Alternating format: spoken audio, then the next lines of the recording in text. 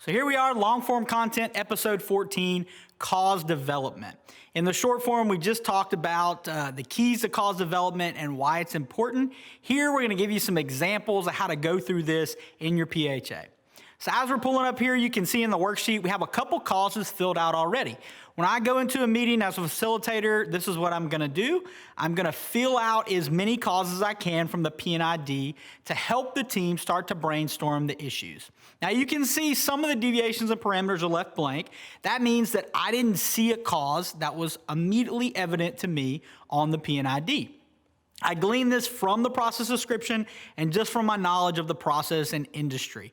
But there are circumstances where if it's a process that I don't know that well, or I don't know the operation that well, there may be some causes that I don't identify. So for that reason, and the reason that I never want the team to feel like I did all the work for them, we never take out the extra deviations even though they are blank. Okay? As you can see in this, as we go through flow, temperature, pressure, level, the like-minded controls are with the like-minded deviations. So we have FIC 123 in flow. We have TIC 123 in temperature. So it seems pretty simple, right?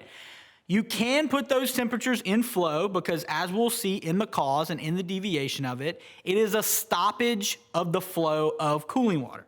But as we talked about in the short form vid earlier, in the earlier episodes, and in this video, the real purpose of the cooling is to provide a temperature aspect to the reactor. So that's why we put it there. The first place someone would look for a runaway or an over temperature of the reactor would be in the temperature deviation. So that's why we put that cause there. And then in terms of uncommon causes, one thing that we've done is we've attached a couple links, and we'll go through really shortly just a couple of them to show you some incidents we've had in past industry based on these uncommon events.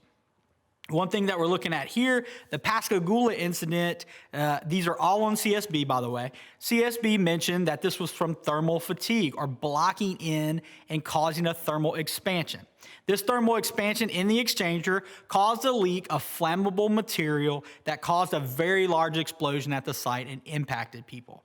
So the way that we protect against that, we'll talk about that in our safeguards episodes in more detail.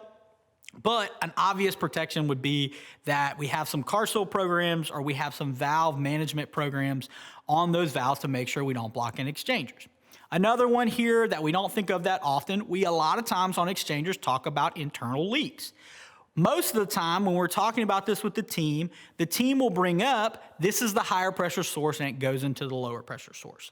What you're now seeing is an incident from Honeywell back a couple of years ago that in a chlorine vaporizer, even though the higher pressure side was the utility, they had a backflow of chlorine for some other circumstances, operations, modes, shutdowns, things that happen, where they migrated chlorine into the utility system.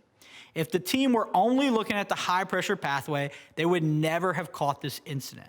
This incident released chlorine to the site, thankfully not impacting anyone, even though this was released at night and it was hard to see. So for these types of things, you really want to think about not just necessarily what does the HAZOP or what does the PHA methodology say. The goal of this hazard review is actually to prevent incidents and make our employees and our community and our environment safer. It's not to say we'll always catch every cause, but when we're doing it, let's take basically some ideas from incidents that happen in the industry to help us when we're going through this, come up with some causes that could be relevant to the process and the site that we're looking at.